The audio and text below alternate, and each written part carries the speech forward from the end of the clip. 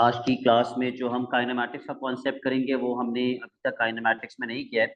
Kinematics में दो किस्म के कॉन्सेप्ट हैं, एक वो जिसमें इक्वेशन ऑफ मोशन यूज होती है, जो अभी तक हम कर रहे थे पिछली 2-3 क्लासेस में इक्वेशन ऑफ मोशन के क्वेश्चंस कर रहे थे। आज हम काइनेमैटिक्स के अंदर कैलकुलस वाला पार्ट करेंगे। Calculus means differentiation and integration. तो उसके लिए थोड़ी सी चीजें हैं जो आपको अपने पास लिखनी होंगी। सबसे पहले तो ये एरो डायग्राम बनाइए, S arrow B arrow A. What does S represent?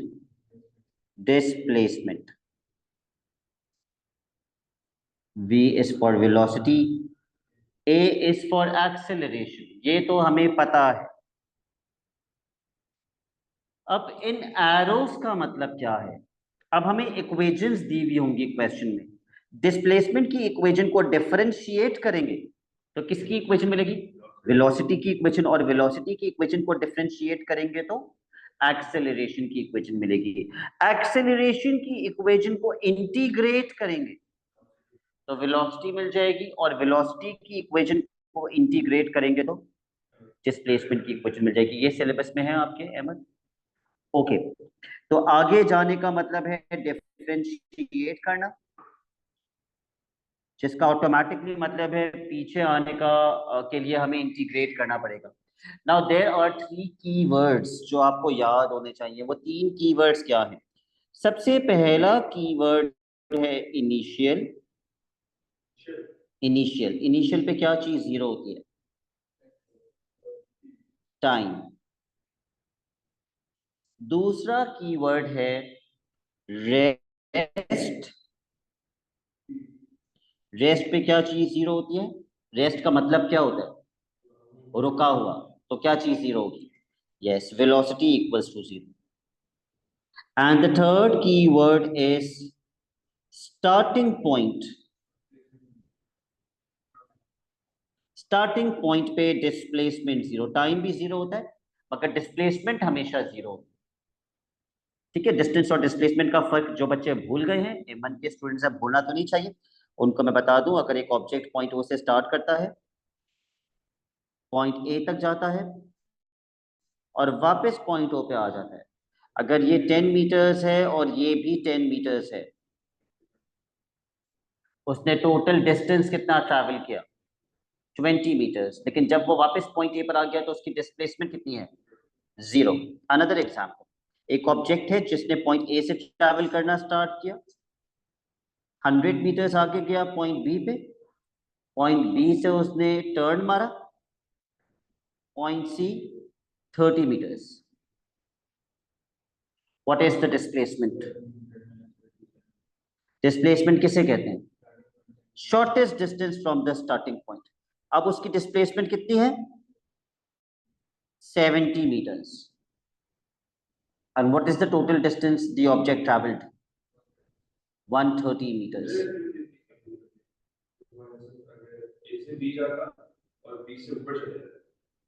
नहीं, अच्छा, बी से ऊपर जा सकता था, लेकिन हमारे सिलेबस में सिर्फ हॉरिजॉन्टल मोशन है या सिर्फ वर्टिकल मोशन है। ऐसा नहीं है कि हॉरिजॉन्टल भी जा रहा है वर्टिकल। खैर, अगर वो ऊपर चढ़ जाता तो उसकी डिस्प्लेसमेंट स्टार्टिंग पॉइंट से ये हो।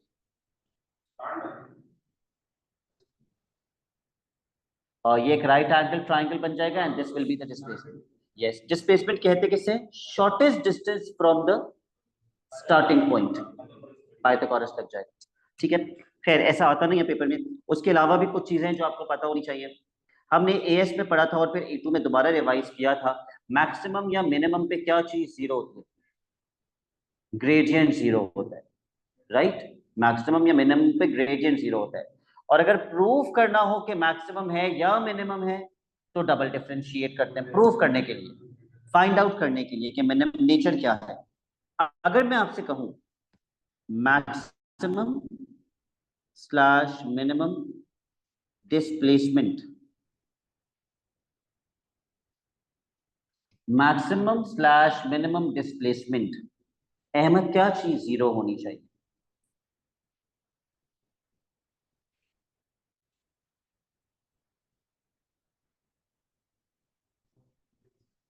मैक्सिमम या मिनिमम पे ग्रेडियंट जीरो होता है, तब आप मुझे बता सकते हैं मैक्सिमम या मिनिमम डिस्प्लेसमेंट पे क्या चीज जीरो होनी चाहिए?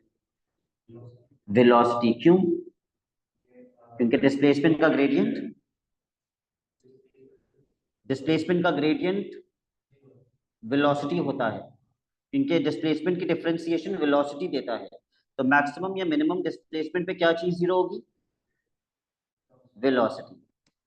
नेक्स्ट, मैक्सिमम या मिनिमम वेलोसिटी पे क्या चीज जीरो होनी चाहिए? वेलोसिटी का gradient which is acceleration. Acceleration zero होनी चाहिए।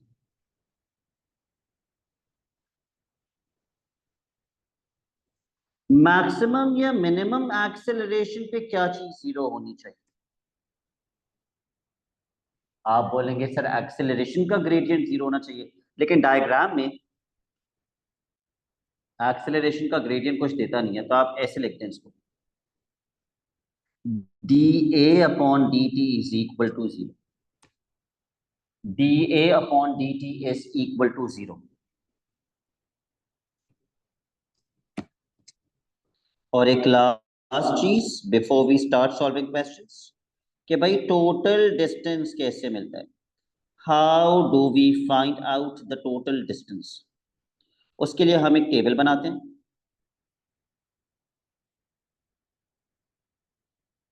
जिसमें एक कॉलम आता है टाइम का और एक कॉलम आता है डिस्टेंस का।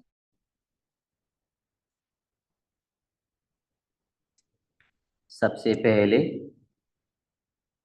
हम टाइम में जीरो डाल के डिस्प्लेसमेंट निकालते हैं, हमेशा टाइम में जीरो डाल के डिस्प्लेसमेंट निकालते हैं।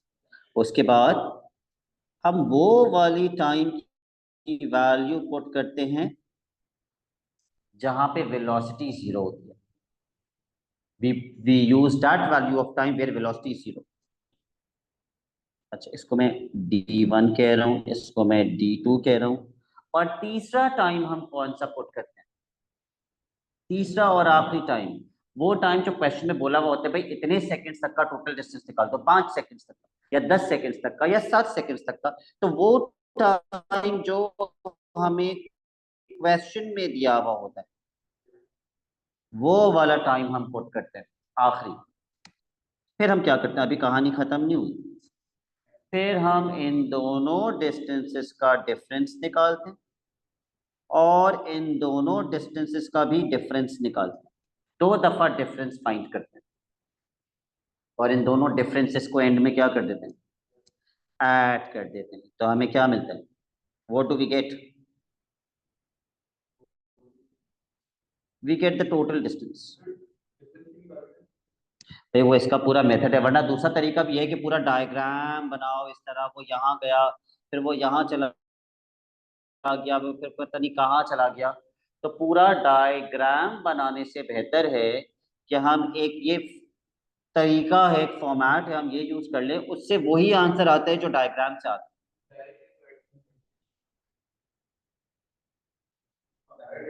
डायरेक्ट ऐड इसलिए नहीं करते हैं, बता दो, ये हर बार हम किसकी इक्वेशन यूज कर रहे हैं?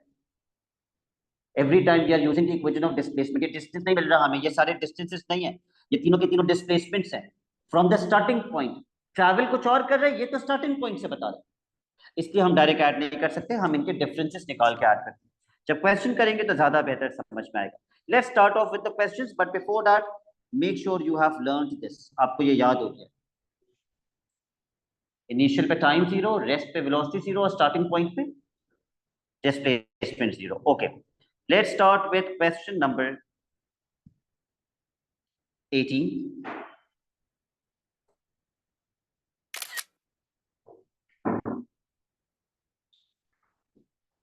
आपको डिस्प्लेसमेंट निकालनी हो या वेलोसिटी निकालनी हो या एक्सेलरेशन निकालनी हो, किसकी वैल्यू पता होनी चाहिए? टाइम की वैल्यू, क्योंकि सारी equations in terms of T होंगी। आप पढ़ के बताइए किसकी इक्वेशन दी हुई है?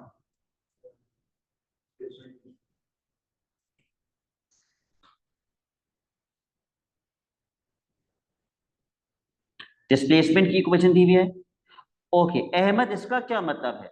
From a fixed point O t seconds after passing O. T seconds after passing O का मतलब क्या है? ओ के बारे में क्या बता रहे हैं? टी सेकेंड्स आफ्टर पासिंग ओ स्टार्टिंग पॉइंट है और ओ पे टाइम कितना होगा? 0। और डिस्प्लेसमेंट भी 0 होगी। ठीक है, read the first part Mubashir and tell me the keyword rest, जिसका मतलब वेलोसिटी 0। ओके, तो आप लिखेंगे कैसे? How will you write down the data? आप लिखेंगे कि भाई हमें एक्सेलरेशन निकालनी है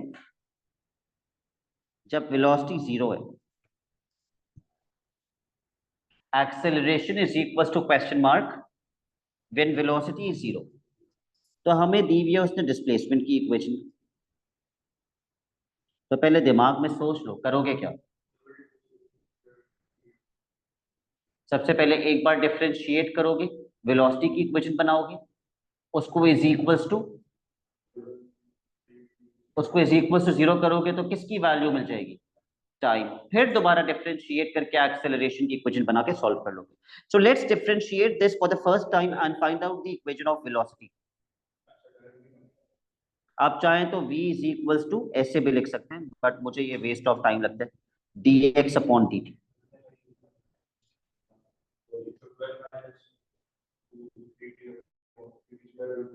12 minus 3t square. Please put your equation of velocity in a box, ताकि आपको याद रहे कि ये इक्वेशन बनी थी। उस वेलोसिटी 0 है ना, वेलोसिटी में 0 डाल दो।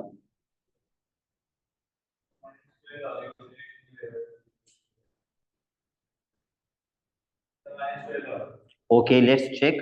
सबसे पहले वेलोसिटी को जब 0 करेंगे तो उमर टाइम कितना आ रहा है? Sir 2 seconds. 2 सेकेंड्स। वैसे तो प्लस माइनस आएगा, लेकिन time can not be negative, तो हम सिर्फ 2 लिखेंगे। अब हमें निकालनी क्या थी? एक्सेलरेशन। तो अब हम वेलोसिटी की इक्वेशन को दोबारा डिफरेंशिएट करेंगे और एक्सेलरेशन की इक्वेशन बनाएंगे, जो कि कितनी आएगी? -60। उसको भी हम एक बॉक्स में कर देंगे। और जब हम टाइम के अंदर -2 पुट करेंगे तो एक्सेलरेशन आ जाएगी -12 metres per second square. Unit के मार्क्स नहीं होते, लेकिन अगर लिख दो तो ज्यादा अच्छा। पार्ट बी,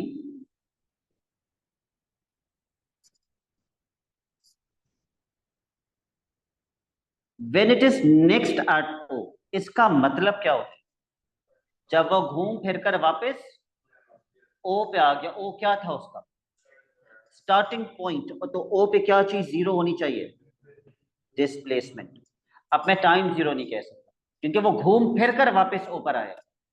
तो वेलोसिटी निकालनी है। Velocity is equal to question mark when s is equal to 0। तो सबसे पहले क्या करेंगे? s में 0 डाल के किसकी वैल्यू निकालेंगे? टाइम की वैल्यू निकालेंगे। यस, s में 0 डाल के टाइम की वैल्यू निकालेंगे। शुक्रिया। s जो है वो ये x इज s। तो भाई जब मैं डिस्प्लेसमेंट में 0 पुट करूंगा तो इसको सॉल्व कैसे करोगे? Yes, commonly. तो पता है टाइम की वैल्यू 0 क्यों आ रही है? Do you know why time is 0? क्योंकि वो पहली बार जब ओ पे था, जब डिस्प्लेसमेंट 0 थी, पहली बार जब वो ओ पे था तब टाइम 0 था। फिर वो घूम फिर कर जब वापस ओ पे आया तो वो यहां से मिलेगी टाइम की value. 12 minus T square is equal to 0।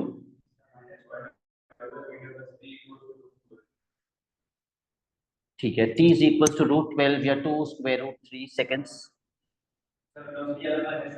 ठीक है, लेकिन हमें निकालनी क्या थी? वेलोसिटी। तो वेलोसिटी की इक्वेशन हम बना चुके थे।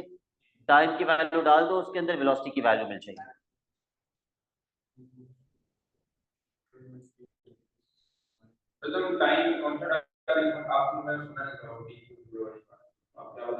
मैं बता रहा था कि यहाँ से टाइम की 2 वैल्यूज आएंगी ना, एक टाइम 0 भी आएगा। ये कौन सा टाइम जीरो आया? जब वो स्टार्टिंग पॉइंट से उसने स्टार्ट किया था वहां पे भी उसकी डिस्प्लेसमेंट कितनी थी? जीरो। तो हम जब डिस्प्लेसमेंट में जीरो डाल रहे तो देखो वो वाला टाइम भी मिल रहा है जब जीरो थी, और जब घूम फिर के वापस आया तो टू स्क्वायर रूट थ्री हो गई। ठीक है। अहमद क्या वेलोसिटी बता रहे हो? -24 मीटर पर सेकेंड। ये माइनस का साइन क्या बता रहे हैं? डिसेलरेट मत बोल देना प्लीज। माइनस का साइन क्या बता रहे हैं? कि ओ से पीछे की साइड पे जा रहे हैं, स्टार्टिंग पॉइंट से पीछे जा रहे हैं वो, इसीलिए वेलोसिटी नेगेटिव आ रही है। ठीक है। आखिरी part, the last part, the total distance travelled in the first 3 seconds. Distance निकालने का क्या तरीका बताया था? Table. So draw the table.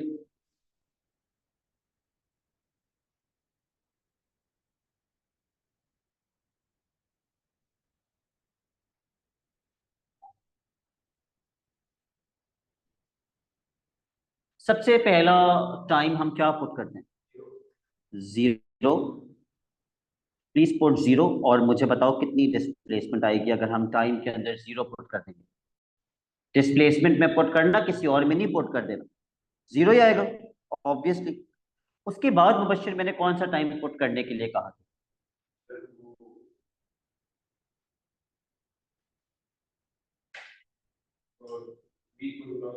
जहां वेलोसिटी जीरो, वो ऑलरेडी हमने निकाला हुआ है, और निकाला हुआ होता है हमेशा।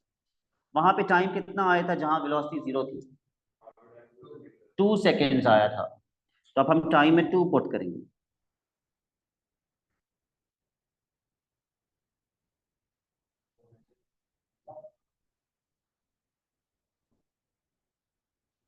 सिक्सटीन।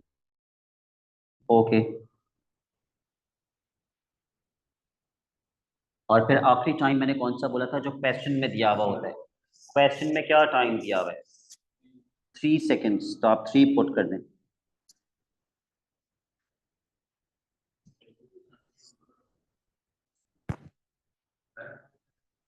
9 मीटर्स। फिर दो दो करके डिफरेंस निकाल लो। हमेशा बड़ी वैल्यू माइनस छोटी value, yes, difference can never be negative. तो डिफरेंस निकालने के लिए हमेशा बड़ी वैल्यू माइनस छोटी वैल्यू कीजिएगा।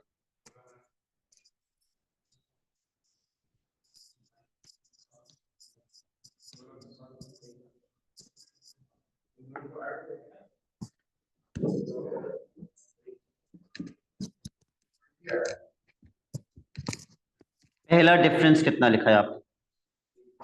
16। दूसरा डिफरेंस 7 ऐड करके 23 मीटर्स। ठीक है, सही है बिल्कुल। ओके।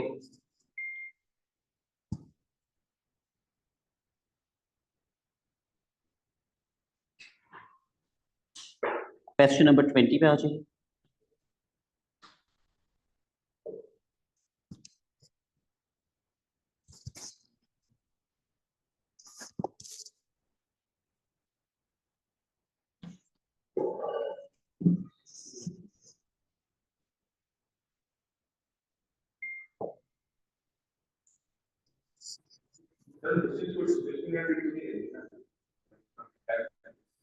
क्या कह रहे हो?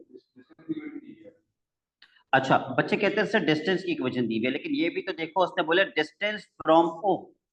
Distance from O is called displacement. तो अब आप ये नहीं कह सकते ये डिस्टेंस की इक्वेशन है, ये डिस्प्लेसमेंट की इक्वेशन।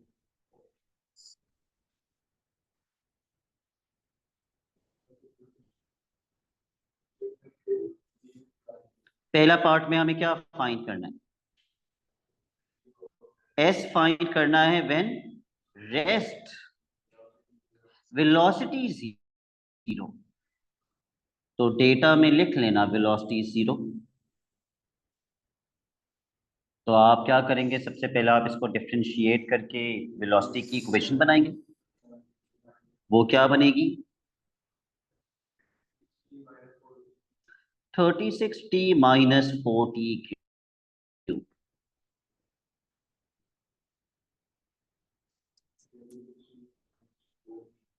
वेलोसिटी में 0 पुट करेंगे,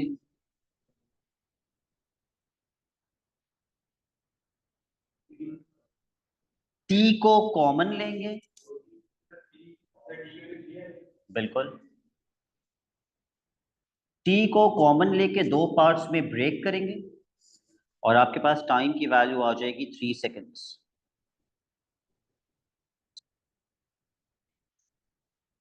लेकिन हमें टाइम नहीं निकालना था, हमें डिस्प्लेसमेंट निकालनी थी जब टाइम 3 था।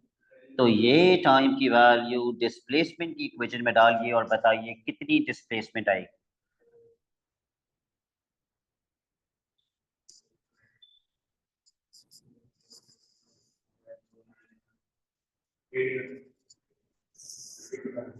एट 8, ठीक है, 81। Part B, the distance traveled by the particle in the third second।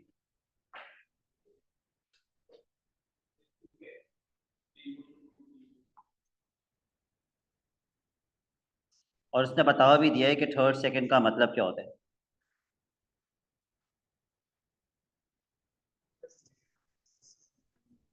Third second का मतलब बोला है उसने टाइम 2 से लेके टाइम 3 तक। तो पहले मैं टाइम 3 तक का डिस्टेंस निकालूंगा, फिर मैं टाइम 2 तक का डिस्टेंस निकालूंगा, फिर मैं दोनों को क्या कर दूंगा, माइनस। सर टाइम 3 का तो हम निकाल चुके हैं ना। टाइम 3 का हम निकाल चुके हैं, चलो हम टाइम 2 का निकाल लेते हैं, S2।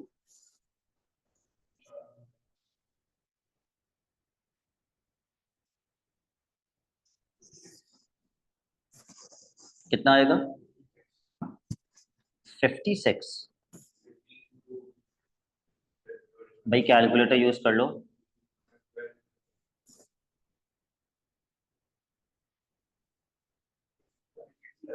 56 ही आ रहा है, ओके। तो माइनस करके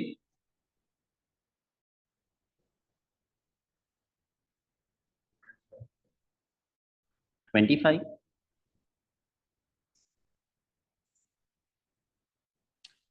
पार्ट सी,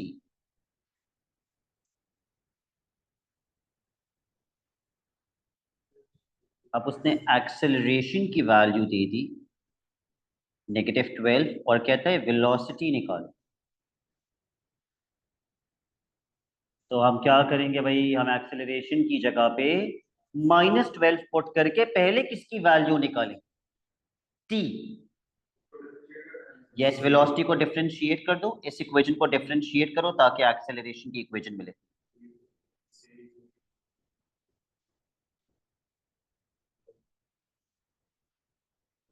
thirty six minus 12t²। Acceleration में -12 पुट कर दीजिए। हसन कह रहे टाइम 2 आ रहा है, और कोई जिसका टाइम 2 आ रहा है।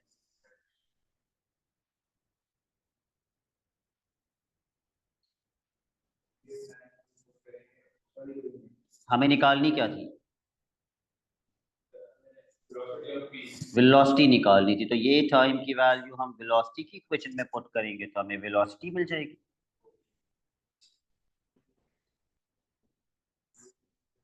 अकेली, अच्छा,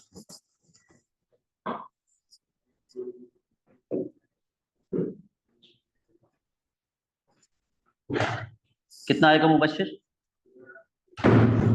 sorry 36, 36 metre per second velocity आ गई। अच्छा भाई, before we go on to the next question, let me tell you, अगर मेरी एक्सेलरेशन 3 मीटर 40 आ रही है, ओहो, कोई ऑनलाइन स्टूडेंट करेक्ट भी नहीं करता है, 40 आ रही है। चलो मैं क्या डिस्कस कर रहा था, एक बहुत इंपॉर्टेंट पॉइंट डिस्कस कर रहा था। हाँ, अगर acceleration 3 metres per second square है, इसका मतलब एक्सेलरेशन का मैग्नीट्यूड कितना है, अब मुबशिर पिछले क्वेश्चन में लगा रहेगा, मैं आगे सारा एक्सप्लेन कर दूँ।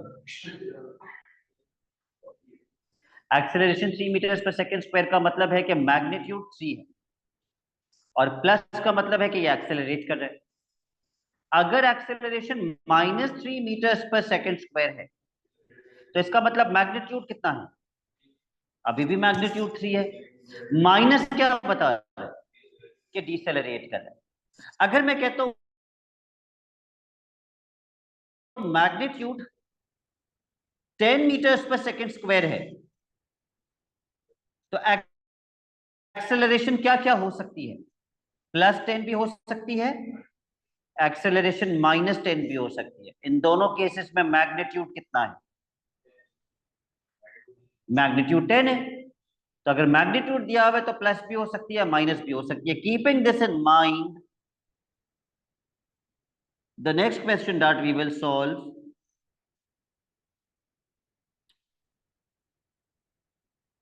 is question number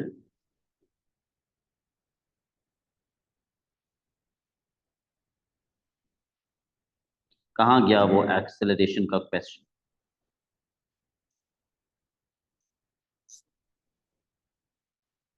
अच्छा,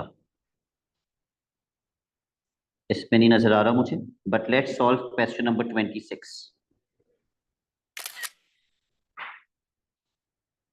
मगर जो मैंने अभी बताया एक्सेलरेशन की बात, ये याद रखना। क्वेश्चन नंबर 26,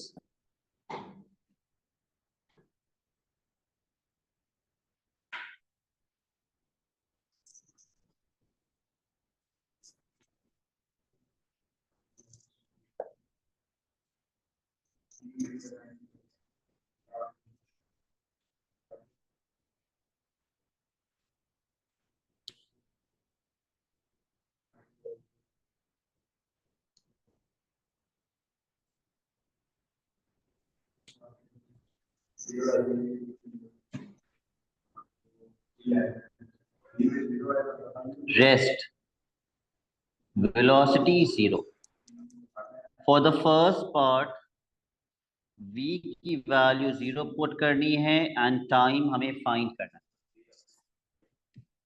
अब वेलोसिटी की इक्वेशन तो दी हुई है, एज इट इज वेलोसिटी में 0 पुट कर दीजिए।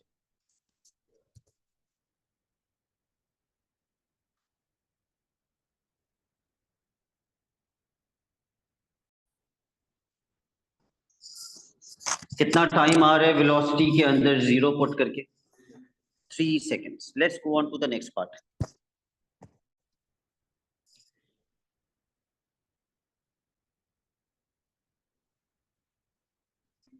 The value of t and the speed when the particle is again at its starting, जब वो घूम फिर के वापस से स्टार्टिंग पॉइंट पर आया तो उसकी क्या चीज 0 हो गई? उसकी डिस्प्लेसमेंट 0 हो गई। So for the next part displacement is 0 and we have to find the time. पहले टाइम निकाल लेते, फिर वेलोसिटी भी निकाल लेंगे। हाँ, डिस्प्लेसमेंट निकालने के लिए हमें वेलोसिटी की इक्वेशन को इंटीग्रेट करना पड़ेगा। तो 9 - t² की डायरेक्ट इंटीग्रेशन बताओ मुझे क्या बनेगी? 9t - t³/3। But what did you forget? Plus c। सारा मसला इस c का ही तो है। 9t - t³/3 plus c। अब जब तक मैं c की वैल्यू नहीं निकाल लेता, I can't go forward with the question. s में 0 डाल दें तो फिर t में भी तो कुछ पुट करना पड़ेगा। क्यों?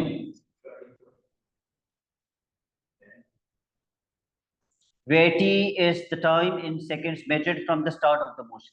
Start of the motion पे time और displacement दोनों कितने थे? 0। तो displacement की इक्वेशन में 99% of the time आप s और t में 0 पुट कर रहे होंगे c निकालने के लिए, क्योंकि स्टार्टिंग पॉइंट पे टाइम और डिस्प्लेसमेंट दोनों 0 होती हैं, अनलेस उसने बताया हुआ हो कि स्टार्टिंग पॉइंट पे कोई और मसला है, वरना तो 0 ही पुट करेंगे। तो c भी 0 आएगा, लेकिन आप शो करेंगे ना, आप शो करेंगे कि भाई हमने एस और टी में 0 पुट किया तो सी भी 0 आ गया, तो हमारी डिस्प्लेसमेंट की इक्वेशन वही कंप्लीट होके बन गई। 9t t cube upon 3. Once your equation is complete, put it in a box and then see what you have to find. अब ये कंप्लीट थोड़ी हुआ है, आपको करना क्या था, आपको डिस्प्लेसमेंट में क्या चीज पुट करनी है, 0 और फिर टाइम निकालना, एलसीएम लेना पड़ेगा।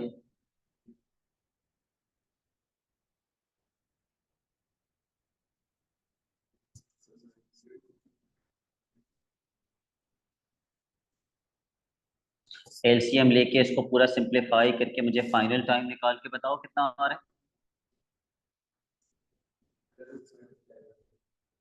सॉरी,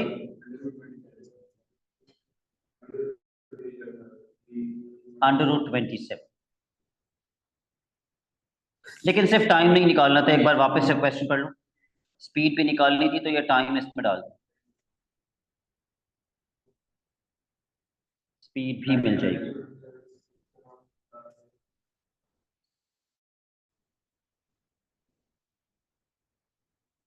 -18 मीटर्स पर सेकेंड आपकी वेलोसिटी आई है। Please keep in mind speed can not be negative, speed का कोई डायरेक्शन थोड़ी होता, आप स्पीड क्या लिखेंगे, 18 meters per second. Velocity can be negative, but speed can never be negative. Part C.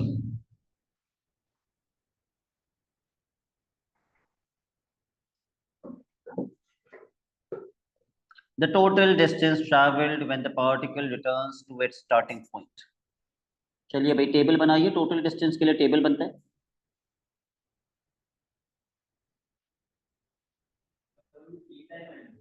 हमेशा 3 टाइम नहीं होते, डिपेंड करते हैं क्वेश्चन में कितने टाइम आएंगे, बढ़ भी सकते हैं कम भी हो सकते हैं। सबसे पहला टाइम हम क्या पुट करते हैं, 0।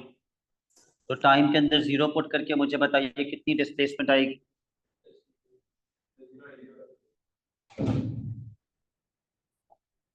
0 आएगी। नहीं, और उसके बाद वो टाइम पुट करते हैं जहां पे वेलोसिटी 0 हो। वो टाइम कितना था, जहां वो भी निकाला हुआ है हमने, देखो किस पार्ट में निकाला था। नहीं, 3√3 नहीं था, पहले पार्ट में ही हमने वेलोसिटी में 0 पुट करके टाइम निकाला था, 3 सेकेंड्स। पुट करो 3 और डिस्प्लेसमेंट की इक्वेशन में,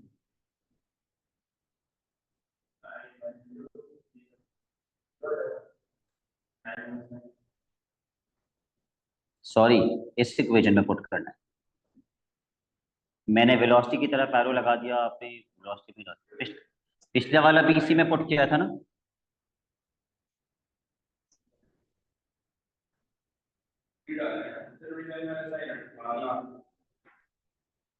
एटीन आएगा,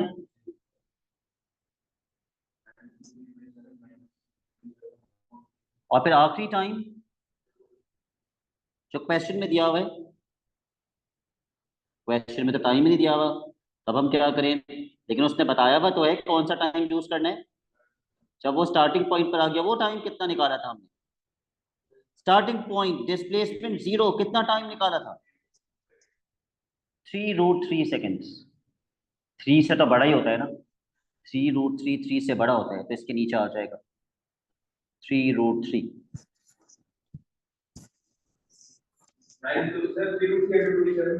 √27।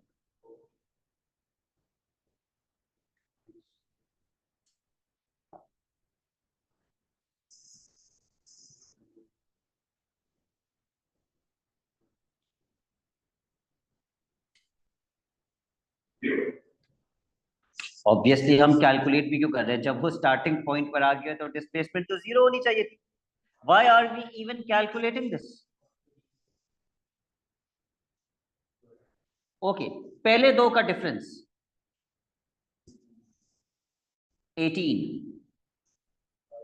दूसरे तीसरे का डिफरेंस 18 प्लस करके 36 मीटर्स। ये हम टोटल डिस्टेंस फाइंड कर रहे हैं।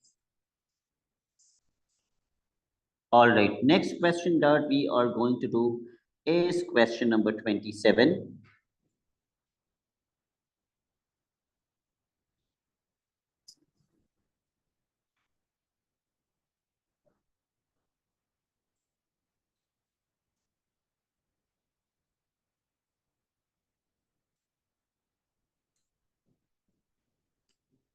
किसकी इक्वेशन दी हुई है?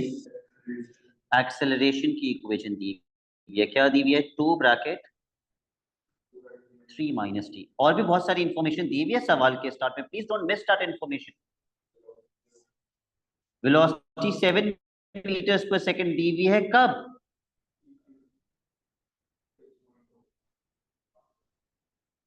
ओ, और ओ पे टाइम उसने बताया भाई, यहां देखो क्या लिखा है, where t is the time in seconds after passing O. O पे टाइम कितना था? ओ से टाइम स्टार्ट हुआ है, ओ पे टाइम 0 था और डिस्प्लेसमेंट भी 0।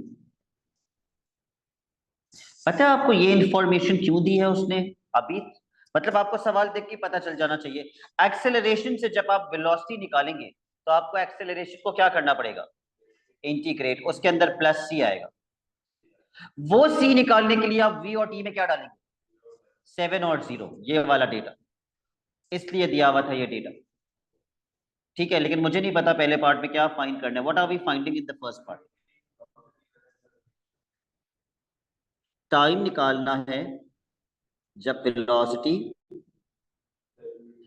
7 मीटर्स पर सेकंड हो। पहले तो इंटीग्रेट करके वेलोसिटी की इक्वेशन बनाओ।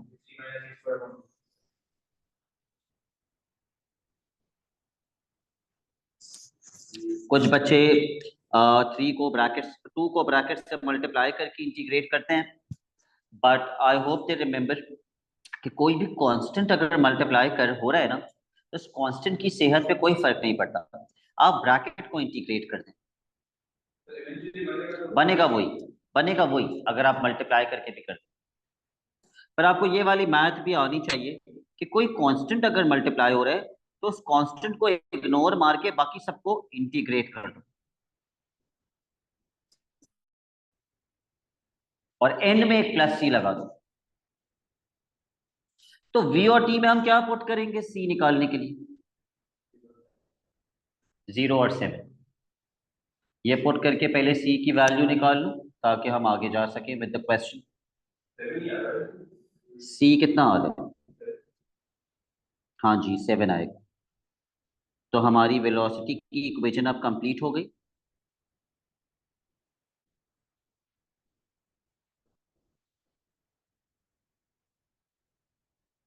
Now that our equation of velocity is complete, let's see what were we finding in this question. अभी ये क्वेश्चन कंप्लीट नहीं हुआ है, अभी वेलोसिटी की इक्वेशन कंप्लीट हुई। अब आप वेलोसिटी में 7 डाल के टाइम निकालें। अच्छा, अब कुछ ओवर स्मार्ट बच्चे होते हैं, कहते हैं सर टाइम तो 0 आएगा, लेकिन क्योंकि वेलोसिटी 7 पे तो टाइम 0 था, सवाल में बताया हुआ था। लेकिन उसने बोला है जब उसकी वेलोसिटी दोबारा 7 हुई है, ट्रैवल करते करते दोबारा से 7 हो गई, एक तो स्टार्टिंग में 7 और अब एक दोबारा से 7 हुई है, तो वेलोसिटी में 7 डाल के इसको सॉल्व करो।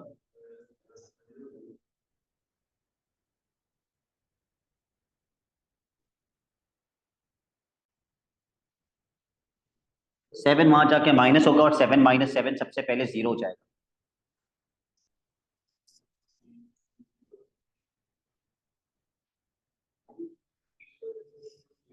आई थिंक 6 आना चाहिए।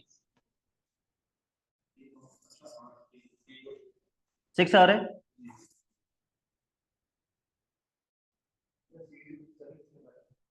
क्या कह रहे हो? सी इक्वल टू 7 कैसा आया? मैंने वी में 7 और टी में 0 पुट कर दिया। ये डेटा मुझे क्वेश्चन के स्टार्ट में दिया हुआ था, इसीलिए दिया हुआ था ताकि हम सी की वैल्यू कैलकुलेट कर सकें।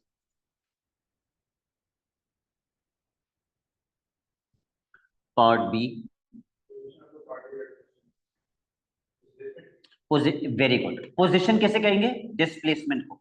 The displacement of the particle at this instant. What do they mean by at this instant? Instant कैसे कहते हैं? एट दिस इंस्टेंट का मतलब क्या है? एट विच इंस्टेंट? इंस्टेंट टाइम को कहते हैं। Eight this instant 2 minute Maggi noodles, instant Maggi noodles, ठीक है, 2 मिनट। खैर, एट दिस इंस्टेंट का मतलब वो टाइम, अभी ये वाला टाइम, ये कौन सा टाइम है जहां पे वेलोसिटी दोबारा 7 हो गई थी, जहां टाइम कितना था? वो पिछले पार्ट से बोल रहे हैं, पेपर में ऐसा नहीं आता, ये कोई फजूल सी हरकत करते हैं ये लोग बुक वाले, पेपर में ऐसा नहीं आएगा, पेपर में वो मेंशन करेगा, क्लियर करेगा। खैर, एट दिस इंस्टेंट का मतलब इस टाइम पर, इस टाइम पे डिस्प्लेसमेंट निकालनी है। डिस्प्लेसमेंट निकालने के लिए वेलोसिटी की इक्वेशन को क्या करोगे? इंटीग्रेट करो, वेलोसिटी की इक्वेशन को इंटीग्रेट।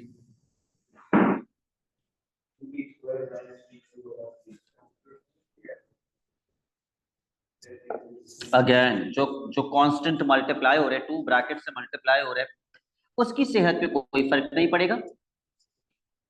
ब्रैकेट को मैं इंटीग्रेट कर देता हूं। अहमद, क्या इंटीग्रेशन बनेगी ब्रैकेट की?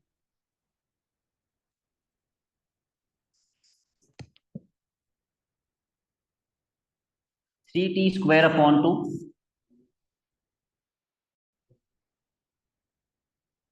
Minus t³ upon 3 bracket close plus 7 should become 70 plus c। अब बताओ मुबशिर, c कैसे निकलेगा? c कैसे मिलेगा? c निकालने के लिए डिस्प्लेसमेंट की इक्वेशन में मैंने कहा था 99% ऑफ द टाइम्स क्या करते हैं, s और t में 0 पुट करते हैं, क्योंकि स्टार्टिंग पॉइंट पे s।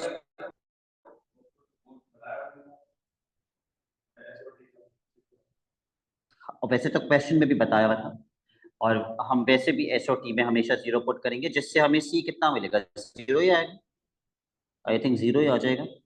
तो अब हमारी डिस्प्लेसमेंट की इक्वेशन कंप्लीट हो गई।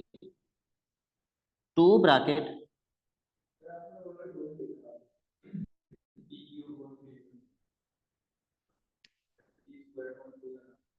ओ सॉरी, मैंने गलत इंटीग्रेशन कर दिया, यहाँ पे अपॉन 2 था ऑलरेडी, तो जब ये t³ और 3 नीचे आएगा तो ये 6 बन जाएगा।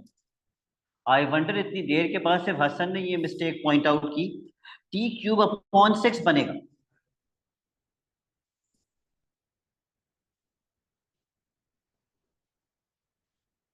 Plus 70। Now my equation of displacement is complete. और अब मैं चेक करूंगा कि मुझे फाइंड क्या करना था।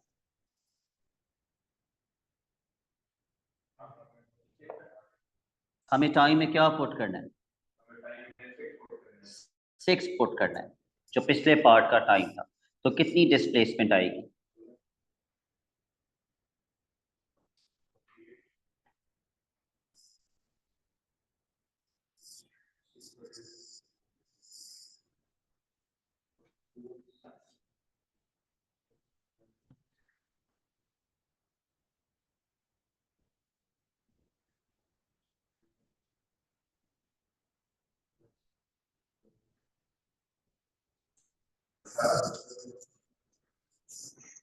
कितनी आएगी डिस्प्लेसमेंट? 18।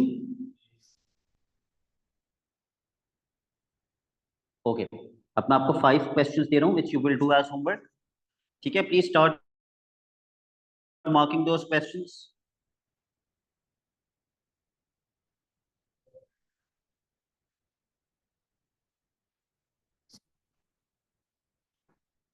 नाइनटीन,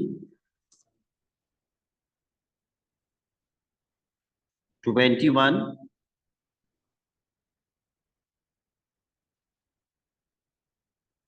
23। अच्छा, इससे पहले कि मैं आगे का बताऊं, याद रखिएगा, अगर आपको एवरेज स्पीड निकालनी है तो एवरेज स्पीड का फॉर्मूला होता है total distance upon total time. और टोटल डिस्टेंस आप कैसे निकालेंगे? टेबल से निकालेंगे। ये 3 क्वेश्चंस हो गए। Question number 4 is 25। 25 हमने कर तो नहीं दिया था? चेक करो, नहीं किया था। Okay, and the last question 28। That's it for today. Allah Hafiz.